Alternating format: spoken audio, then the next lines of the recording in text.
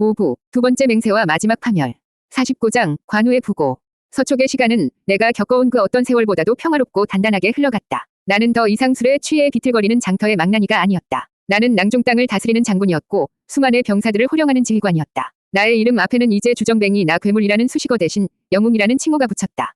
나는 나의 맹세를 지켰다. 술은 단 한 방울도 입에 대지 않았다. 대신 나는 매일같이 쇠를 들고 땀을 흘렸다. 나의 장팔사모는 이제 더 이상 통제불능의 파괴력을 가진 흉기가 아니었다. 그것은 나의 의지에 따라 뱀처럼 유연하게 움직이고 번개처럼 정확하게 적의 심장을 꿰뚫는 내 몸의 일부가 되었다. 나는 더 이상 행정이라는 벽을 두려워하지 않았다. 내 아내 진수는 밤마다 등불 아래에서 서투른 글씨로 주간을 읽고 쓰며 이 시대의 법과 제도를 익혔다. 나는 더 이상 모든 것을 힘으로만 해결하려 하지 않았다. 나는 억울한 백성의 이야기를 들어주고 부하들의 고충을 살폈다. 물론 여전히 나의 일처리는 서툴고 거칠었지만 사람들은 더 이상 나를 두려워하거나 경멸하지 않았다. 그들은 나를 서툴지만 진심을 다하는 그들의 주군으로 인정해 주었다. 이 모든 변화의 중심에는 언제나 두 형님이 있었다. 유비 형님은 멀리 성도에서 나라의 큰 그림을 그렸고 나는 이곳에서 그 그림의 한 조각을 책임지고 있었다. 그리고 관우 형님, 그는 우리의 가장 중요한 영토인 형주를 거대한 산처럼 굳건하게 지키고 있었다. 우리는 비록 멀리 떨어져 있었지만 보이지 않는 끈으로 단단하게 연결되어 있었다. 우리는 함께 우리가 도원에서 꿈꾸었던 그 세상을 만들어가고 있다고 나는 믿었다. 나는 행복했다. 현대에서 내가 그토록 갈망했던 인정과 내가 쓸모있는 존재라는 확신을 나는 마침내 이 낯선 땅에서 얻은 것이다. 그러던 어느 날 오후였다. 나는 막 병사들의 훈련을 마치고 땀을 씻기 위해 막사로 돌아가고 있었다. 그때 저 멀리서 비명과도 같은 말발굽 소리가 들려왔다. 한 명이 전령이 금방이라도 말에서 떨어질 듯 위태로운 자세로 미친 듯이 말을 몰아 달려오고 있었다. 그의 온몸은 피와 진흙으로 뒤덮여 있었고 그의 얼굴에는 인간이 지을 수 있는 가장 극한의 공포와 절망이 새겨져 있었다. 나는 직감했다. 무언가 아주 크게 잘못되었다는 것을. 전령은 내 앞에서 말에서 굴러떨어지듯 내렸다. 그는 숨을 제대로 쉬지도 못하고 흙바닥을 기어 내 발치까지 다가왔다. 그리고는 찢어지는 듯한 목소리로 울부짖었다. 장군, 큰일 났습니다. 무슨 일이냐? 정신 차리고 똑바로 말해라. 나는 그의 어깨를 잡고 흔들었다. 그의 눈은 초점을 잃고 허공을 헤매고 있었다. 형주가, 심장이 철렁하고 내려앉았다. 강동의 여묵놈이 상인으로 위장하여 형주를 기습했습니다. 미방과 부사인이 성문을 열고 항복하여 형주성이 함락되었습니다. 무엇이라? 나는 내 귀를 의심했다. 형주가 함락되었다고? 관우 형님이 지키는 그 철옹성이? 아니, 그럴 리가 없다. 저놈이 미친 개 틀림없다. 헛소리 마라. 둘째 형님께서 시퍼렇게 살아계시는데 감히 어느 놈이 형주를 넘본단 말이냐. 내 놈, 지금 저게 첩자 노릇을 하는 것이냐. 나는 그의 멱살을 잡고 들어 올렸다. 전령은 공포에 질려 오줌을 지리며 마지막 남은 힘을 다해 절규했다. 관 장군께서 맥성이라는 작은 성에 고립되셨습니다. 그리고 전령은 말을 잇지 못하고 그대로 내 손아귀에서 축 늘어지며 정신을 잃었다. 나는 그 자리에 돌처럼 굳어서 있었다. 주변의 모든 소리가 사라졌다. 병사들의 웅성거림도 바람 소리도 아무것도 들리지 않았다. 내 머릿속에서 고립이라는 단어만이 거대한 망치가 되어 나를 내리치고 있었다. 아니야. 그럴 리가 없어. 그분은 관우다. 천하의 그 어떤 적도 두려워하지 않았던 나에게 처음으로 패배를 안겨주었던 신과도 같은 사내다. 그런 그가 고작 성 하나에 고립될 리가 없다. 이것은 분명 잘못된 정보다. 곧 모든 것이 거짓이었다는 새로운 전령이 올 것이다. 나는 스스로를 필사적으로 위로했다. 하지만 내 몸은, 내 본능은 이미 알고 있었다. 이것이 끔찍한 현실이라는 것을. 손끝이 차갑게 식어오고 심장이 얼음덩이처럼 굳어가는 것이 느껴졌다. 나는 그날 밤 한숨도 자지 못했다. 나는 뜬 눈으로 밤을 새우며 형주 쪽 하늘만 바라보았다. 제발 아무 일도 없기를. 제발 나의 형님이 무사하기를. 나는 신이라는 존재를 믿지 않았지만 이 세상의 모든 신에게 필사적으로 기도했다. 그리고 며칠 뒤 두 번째 전령이 도착했다. 그는 아무 말도 하지 않았다. 그는 그저 내 앞에 무릎을 꿇고 비단에 쌓인 작은 나무 상자 하나를 내밀 뿐이었다. 그의 얼굴은 눈물로 범벅이 되어 있었다. 나는 그 상자를 보았다. 그리고 그 상자 안에 무엇이 들어있는지를 보지 않아도 알 수 있었다. 나는 상자를 받지 않았다. 받을 수 없었다. 나는 뒷걸음질 쳤다. 현실로부터, 이 끔찍한 진실로부터 도망치고 싶었다. 아니라고 해라. 제발. 내 입에서 어린아이 같은 애원이 새어나왔다. 전령은 대답 대신 비단 보자기를 풀었다. 그리고 상자의 뚜껑을 열었다. 나는 보았다. 그 안에는 흙과 피로 뒤덮인 채 여전히 분노로 눈을 부릅뜨고 있는 나의 둘째 형님, 관우의 머리가 들어 있었다. 그 순간 내 머릿속에서 무언가 툭 하고 끊어지는 소리가 났다. 세상이 무너져 내렸다. 내가 딛고 서 있던 땅이, 내 머리 위의 하늘이, 나를 둘러싼 모든 것이 한순간에 잿더미가 되어 사라져 내렸다. 나는 아무 소리도 지를 수 없었다. 아무런 눈물도 흘릴 수 없었다. 나는 그저 내 눈앞의 그 끔찍하고 비현실적인 광경을 텅 빈 눈으로 바라볼 뿐이었다. 고통, 그것은 단순한 슬픔이 아니었다. 그것은 내 영혼의 절반이 산채로 칼에 도려내지는 듯한 맨정신으로는 도저히 버틸 수 없는 생생한 고통이었다. 50장, 마지막 술잔. 세상이 멈춘 듯한 정적 속에서 나는 얼마나 오랫동안 서 있었는지 알 수 없었다.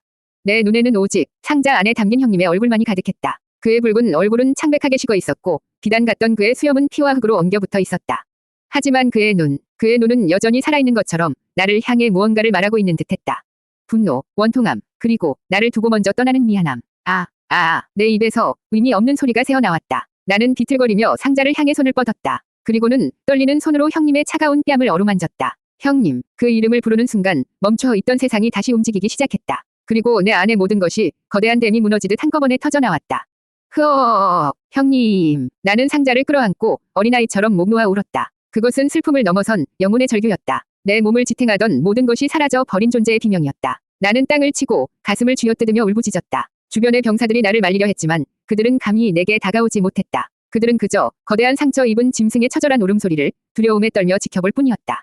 나는 울었다. 우리가 처음 만났던 그날을 떠올리며 울었다. 나를 처음으로 인정해주었던 그의 묵직한 눈빛을 떠올리며 울었다. 서툴지만 진심 어린 방식으로 나를 단련시켜주었던 그의 투박한 손길을 떠올리며 울었다. 그는 나에게 단순한 형님이 아니었다. 그는 나의 스승이었고 나의 경쟁자였으며 내가 넘어야 할 거대한 산이었다. 나는 언젠가 그를 뛰어넘는 날을 꿈꾸며 매일같이 땀을 흘렸다. 하지만 이제 그 산이 무너져 내렸다. 나의 목표가, 나의 이정표가 영원히 사라져버린 것이다. 나는 몇 날 며칠을 시체처럼 방 안에 틀어박혀 울기만 했다. 밥도 먹지 않았고 잠도 자지 않았다. 나는 오직 형님의 마지막 모습을 떠올리며 끝없는 슬픔의 바다 속으로 가라앉고 있었다. 그리고 그 슬픔의 가장 깊은 곳에서 나는 마침내 그것을 떠올렸다. 술. 내 머릿속에서 아주 오래전에 잊었던 그 단어가 희미한 빛처럼 떠올랐다. 그래, 술이 있었다. 이 모든 고통을, 이 찢어지는 듯한 슬픔을 단 한순간만이라도 잊게 해줄 유일한 도피처.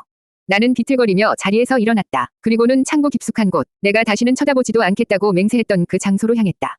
그곳에는 몇 년 전 엄한 장군과 위를 위해 마셨던 그날 이후 봉인해 두었던 최고급 술병들이 먼지를 뒤집어 쓴 채 잠들어 있었다. 나는 그중 가장 큰 술병 하나를 집어들었다. 나의 두 번째 맹세, 다시는 죽기 전까지는. 그 피눈물 섞인 약속이 귓가에 울려 퍼지는 듯했지만 나는 개의치 않았다. 맹세 따위, 이제 아무래도 좋았다. 형님이 없는 세상에서 그깟 맹세가 무슨 소용이란 말인가. 나는 술병을 들고 다시 형님의 영정이 모셔진 방으로 돌아왔다. 나는 그의 영정 앞에 두 개의 잔을 놓았다. 하나는 그의 잔이었고 하나는 나의 잔이었다. 나는 떨리는 손으로 두 개의 잔에 맑은 술을 가득 채웠다. 형님, 나는 잔을 들어 그의 영정을 향해 내밀었다. 이 아우가 너무 늦었습니다. 제가 곁에 있었더라면, 제가 함께 싸웠더라면 형님께서 이리 허망하게 가시지는 않았을 터인데.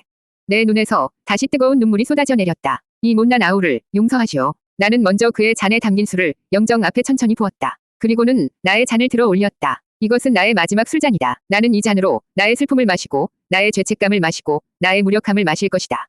나는 이 잔으로 이 지옥 같은 현실을 잠시나마 잊을 것이다. 나는 이 잔으로 형님과의 마지막 작별을 고할 것이다. 나는 눈을 감았다. 그리고 몇 년 만에 처음으로 그 차갑고 뜨거운 액체를 내 목구멍으로 쏟아부었다. 육부, 종언, 그리고 새로운 시작. 51장, 돌아온 광기. 술은 독이었다. 내가 몇 년에 걸쳐 피를 토하는 고통 속에서 간신히 밀어냈던 그 독은 관우 형님의 죽음이라는 거대한 상처를 비집고 다시 내 온몸으로 퍼져나갔다. 하지만 이번의 독은 예전과 달랐다. 그것은 더 이상 나를 무력하게 만드는 마취제가 아니었다. 그것은 나의 모든 이성을 불태우고 슬픔을 증오로 바꾸며 나를 움직이는 유일한 연료가 되어버린 끔찍한 광기의 불꽃이었다. 나는 며칠 동안 형님의 영정 앞에서 술을 마셨다. 잠들지도 먹지도 않았다. 나는 그저 술을 마시고 울고 웃고 그러다가 다시 분노에 몸을 떨었다. 내 아내 진수는 이미 죽어버린 지 오래였다. 그의 냉철한 분석도 소심한 자기 연민도 이 거대한 슬픔 앞에서는 한 줌의 재처럼 무력했다. 이제 남은 것은 오직 형제를 잃은 한 마리 짐승의 원초적인 울부짖음뿐이었다. 며칠이 지나자 슬픔은 점차 구체적인 분노의 대상을 찾아 헤매기 시작했다. 송권, 영웅, 그 이름들을 되늘 때마다 내 안에 피가 들끓는 듯했다. 나는 당장이라도 군사를 이끌고 강동으로 쳐들어가 그놈들의 피로 형님의 무덤에 잔을 올리고 싶었다. 출정 준비를 하라. 당장. 나는 술에 취해 비틀거리며 밖으로 나가 병사들을 향해 고함을 질렀다. 하지만 병사들의 움직임은 내 성에 차지 않았다. 그들은 슬픔에 잠겨 있었고 사기가 꺾여 있었다. 그들의 그 무기력한 모습이 마치 형님의 죽음을 방관하는 것처럼 느껴져 견딜 수가 없었다. 이 게으른 놈들, 지금 내 놈들은 잠이 오느냐. 너희의 대장군께서 적의 칼 아래 억울하게 돌아가셨단 말이다. 그런데 내 놈들은 고작 그따위 정신으로 복수를 하겠다고. 나는 곁에 있던 부장 하나의 멱살을 잡고 흔들었다. 그는 내가 가장 아끼던 부하 중 한 명이었다. 하지만 술에 취한 내 눈에는 그가 그저 나의 분노를 풀어낼 하찮은 샌드백으로 보일 뿐이었다.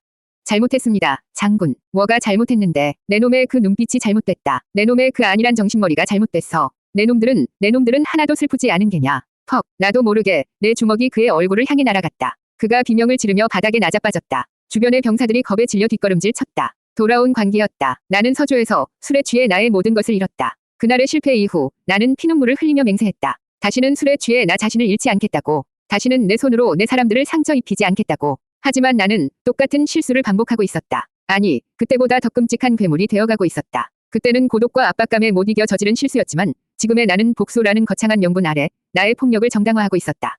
일어나지 못할까, 이놈. 나는 바닥에 쓰러진 부하를 발로 찼다. 고작 주먹 한 대에 나자빠져서 어찌 적의 목을 베겠단 말이냐. 내 놈들은 모두 글러먹었어. 내가 직접 내 놈들의 썩어빠진 정신을 바로잡아주마. 나는 옆에 있던 형틀에서 굵은 가죽 채찍을 집어들었다. 병사들의 얼굴이 새파랗게 질렸다. 장군, 제발. 나는 그들의 애원을 무시했다. 내 귀에는 아무것도 들리지 않았다. 오직 내 안에서 울려 퍼지는 분노의 목소리만이 나를 채찍질하고 있었다. 더 강하게. 이 분노를 풀어내지 않으면 네가 먼저 미쳐버릴 것이다. 촥! 가죽 채찍이 공기를 가르는 날카로운 소리와 함께 병사들의 등 위로 무자비하게 내리꽂혔다. 비명과 신음 소리가 막사안을 가득 채웠다. 나는 멈추지 않았다. 나는 그들의 고통을 보며 기묘한 쾌감을 느끼고 있었다. 내가 어찌할 수 없는 거대한 슬픔과 무력감이 눈앞의 약자를 짓밟는 행위를 통해 아주 조금이나마 해소되는 듯한 끔찍한 착각. 나는 술에 취해 형님의 복수를 외치며 정작 형님이 평생을 아꼈던 병사들을 내 손으로 직접 구타하고 있었다. 이것은 복수가 아니었다. 이것은 그저 돌아온 광기의 추악한 발작일 뿐이었다. 그리고 나는 그 광기의 늪에서 헤어나올 힘도 의지도 없었다. 52장, 내일 내 놈들의 목을 베겠다. 채찍질은 해가 저물도록 계속되었다. 나의 막사 앞마당은 피를 흘리며 쓰러져 신음하는 병사들로 가득 찼다. 나는 숨을 헐떡이며 손에 쥔 채찍을 내려다보았다. 채찍 끝은 병사들의 피로 검붉게 물들어 있었다. 하지만 나의 분노는 조금도 가라앉지 않았다. 오히려 피 냄새는 나의 광기를 더욱 부채질할 뿐이었다. 나는 비틀거리며 병사들에게 새로운 명령을 내렸다. 정군에 명한다. 사흘 안에 모든 병사들은 흰 갑옷과 흰 깃발을 마련하도록 해라. 우리는 상복을 입고 저강동의 쥐새끼들을 치러 갈 것이다. 이것은 전쟁이 아니다. 이것은 장례 행렬이다. 내 명령에 지쳐 쓰러져 있던 병사들의 얼굴에 절망의 빛이 떠올랐다. 사흘, 수만 명의 군사들이 입을 갑옷과 깃발을 고작 사흘 안에 마련하라는 것은 불가능한 명령이었다. 그때 오늘 나에게 처음으로 맞았던 그 부장, 건강이 다른 부장인 장달의 부축을 받으며 힘겹게 일어섰다. 그의 얼굴은 엉망으로 부어 있었고 입에서는 피가 흘러내리고 있었다. 그는 용기를 내어 떨리는 목소리로 내게 간언했다. 장군, 사흘은 너무 짧습니다. 저희에게 조금만 더 시일을 주십시오. 일주일만 주시면 장군께서 명하신 대로 모든 것을 완벽하게 준비하겠습니다. 부디. 나는 그의 말을 끝까지 듣지 않았다. 그의 그 합리적인 간언이 나의 절대적인 권위에 대한 도전처럼 들렸다. 나의 복수에 대한 불경스러운 토달기로 느껴졌다. 술과 분노에 절은 나의 뇌는 더 이상 정상적인 사고를 할 수 없었다. 내 이놈이. 나는 건강에게로 성큼성큼 다가갔다. 그의 눈에 죽음의 공포가 떠올랐다. 아직도 정신을 못 차렸구나. 내가 왜 사흘이라는 시간을 주었는지 아느냐. 그것은 내 인내심의 한계다. 내가 이 분노를 참고 기다릴 수 있는 마지막 시간이란 말이다. 그런데 감히 내 놈이 나에게 일주일을 논해. 내 놈은 형님의 복수가 그렇게도 하찮으냐. 아닙니다. 장군. 결코 그런 뜻이. 시끄럽다. 나는 그의 뺨을 다시 한번 후려쳤다. 그는 그대로 바닥에 나자빠졌다. 나는 쓰러진 그를 벌레를 보는 듯한 눈으로 내려다보았다. 내 아내 진수가 마지막 남은 힘을 다해 비명을 지르고 있었다. 그만해. 제발 그만해. 너 지금 무슨 짓을 하는지 알아. 너는 지금 내 손으로 너의 무덤을 파고 있는 거야. 저들의 눈을 봐. 저건 더 이상 충성이 아니야. 저건 증오라고. 하지만 나는 그의 목소리를 무시했다. 나는 바닥에 쓰러진 범강과 그를 부축하려던 장달을 손가락으로 가리켰다. 내 놈들 둘에게 똑똑히 이르겠다. 나는 주변의 모든 병사들에게 들으라는 듯 서늘한 목소리로 선언했다. 내가 내 놈들에게 내리는 마지막 차비다. 내일까지, 내일 해가 뜰 때까지 모든 준비를 끝마치지 못한다면 나는 잠시 말을 끊고 그들의 얼굴에 떠오르는 절망을 즐기듯 바라보았다. 그리고는 내 운명의 마침표를 찍을 돌이킬 수 없는 한마디를 내뱉었다. 내일 내 놈들의 목을 베어 군의 기강을 바로 세우겠다. 그것은 단순한 협박이 아니었다. 술김에 내뱉은 나의 말은 나 자신조차 거스를 수 없는 예언이 되어버렸다. 나는 지금 나의 죽음을 내 손으로 직접 예고하고 있었다. 건강과 장달의 얼굴에서 모든 핏기가 사라졌다. 그들의 눈에 떠올랐던 두려움은 어느새 차가운 결의로 변해가고 있었다. 그들은 더 이상 애원하지 않았다. 그들은 그저 바닥에 엎드린 채 나를 향해 텅 빈 눈을 고정하고 있을 뿐이었다.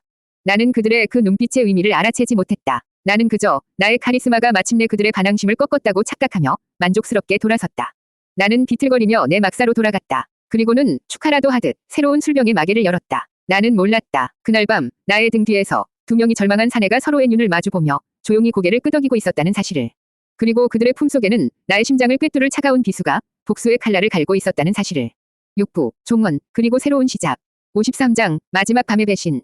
그날 밤 나는 깊은 잠에 빠져 있었다. 아니, 잠이라기보다는 술에 절어 의식을 잃은 상태에 더 가까웠다. 온종일 병사들을 매질하고 고함을 지르며 쏟아부었던 광기가 밤이 되자 설물처럼 빠져나가고 그 자리에는 다시 지독한 피로와 공허함만이 남아있었다. 나는 그 공허함을 견딜 수 없어 또다시 술병을 끌어안았다. 몇 병을 비웠는지 기억나지 않았다. 나는 그저 이 끔찍한 현실로부터 도망치듯 어둡고 깊은 망각 속으로 침잠에 들어갈 뿐이었다.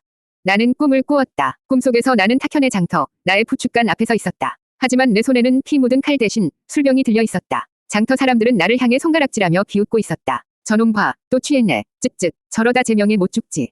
나는 그들의 조롱에 반박하려 했지만 목소리가 나오지 않았다. 나는 그저 그 자리에 서서 끝없이 술만 마실 뿐이었다. 그때 저 멀리서 두 형님의 모습이 보였다. 유비 형님은 실망한 눈으로, 관우 형님은 분노한 눈으로 나를 바라보고 있었다. 나는 그들에게 달려가 변명하려 했지만 발이 땅에 붙어 떨어지지 않았다. 형님들의 모습은 점점 멀어져 갔고 나는 홀로 남아 술병을 끌어안은 채 울부짖었다.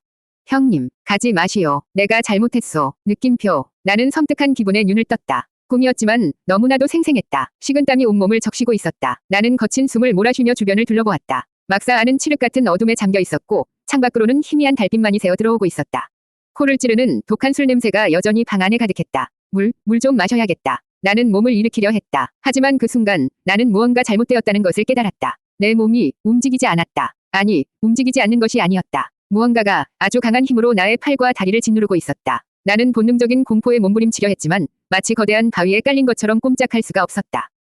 누구냐? 나는 쉰 목소리로 외쳤다. 하지만 대답은 없었다. 대신 어둠 속에서 두 개의 형체가 조용히 일어서는 것이 보였다. 달빛이 그들의 얼굴을 희미하게 비추었다. 건강, 그리고 장달. 낮에 나에게 매를 맞고 죽음의 예고를 들었던 바로 그 두 부하였다.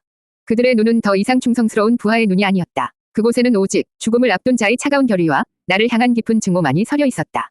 네 이놈들이. 나는 그제야 모든 상황을 파악했다. 배신. 내가 평생을 격렬하고 두려워했던 그 단어. 내가 저지른 폭력과 관기가 결국 나의 가장 가까운 부하들을 암살자로 만들어 내 앞에 세운 것이다.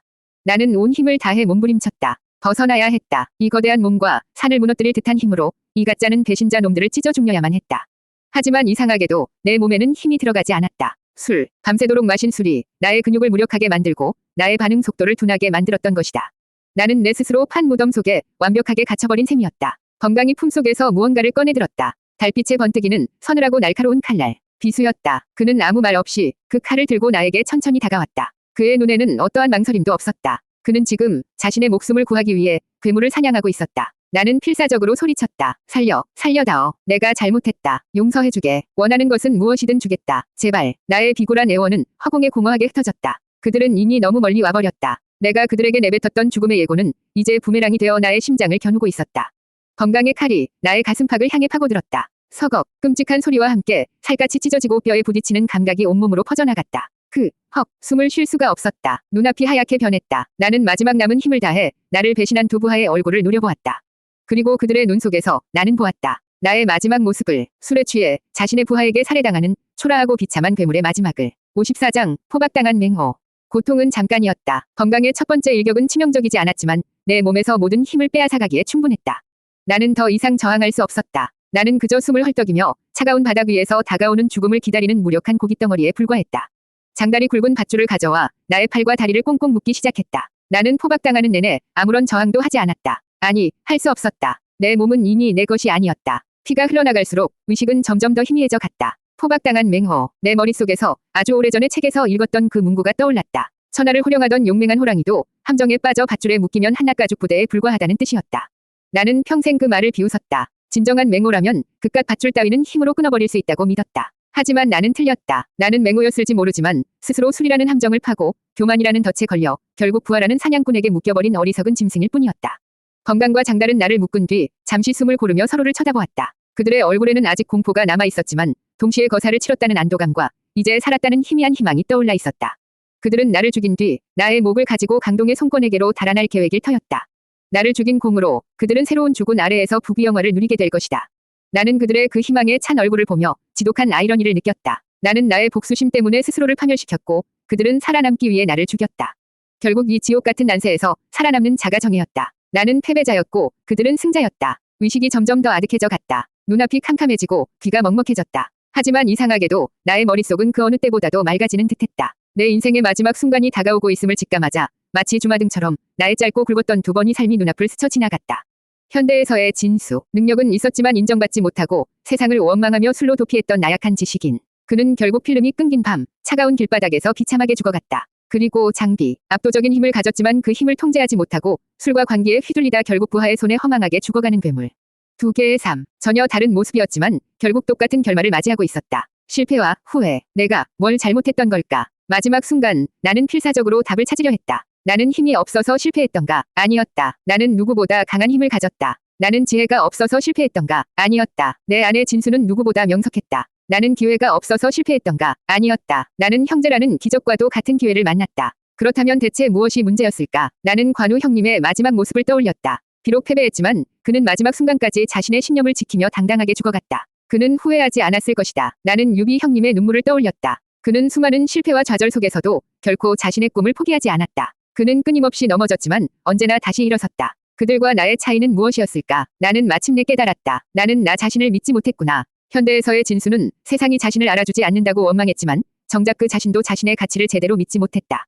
그래서 그는 술 뒤에 숨어 허세로 자신을 포장해야만 했다. 이곳에서의 장비는 자신의 힘을 두려워하고 혐오했다. 그는 그 힘을 통제하려 노력했지만 결국 자신의 나약함을 이기지 못하고 다시 술에게로 도망쳤다. 그는 자신 안에 잠재된 영웅의 가능성을 끝까지 믿지 못했던 것이다. 나는 언제나 외부의 인정만을 갈망했다. 세상이 나를 알아주기를, 형님들이 나를 믿어주기를 바랐다. 하지만 정작 가장 중요했던 것, 나 스스로가 나를 믿어주는 것을 나는 단 한 번도 해본 적이 없었다. 나는 언제나 나 자신을 의심했고 나 자신을 혐오했으며 결국 나 자신을 파멸로 이끌었다. 후회가 거대한 파도처럼 밀려왔다. 만약 내가 조금만 더 나 자신을 믿었더라면, 만약 내가 술이 아닌 내 안의 진정한 용기를 마주했더라면, 만약 내가 형님들의 믿음에 진심으로 부응하려 노력했더라면 내 인생은 달라졌을까? 나는 건강과 장달이 나의 목을 베기 위해 다가오는 것을 희미하게 느꼈다. 차갑고 날카로운 칼날의 감촉이 목덜미에 느껴졌다. 나는 마지막 숨을 내쉬며 허공에 두 사람의 이름을 불렀다. 형님, 관우 형님, 그리고 아주 작은 목소리로 나의 마지막 사죄를 읊조렸다. 죄송합니다. 모든 것이 어둠 속으로 사라졌다.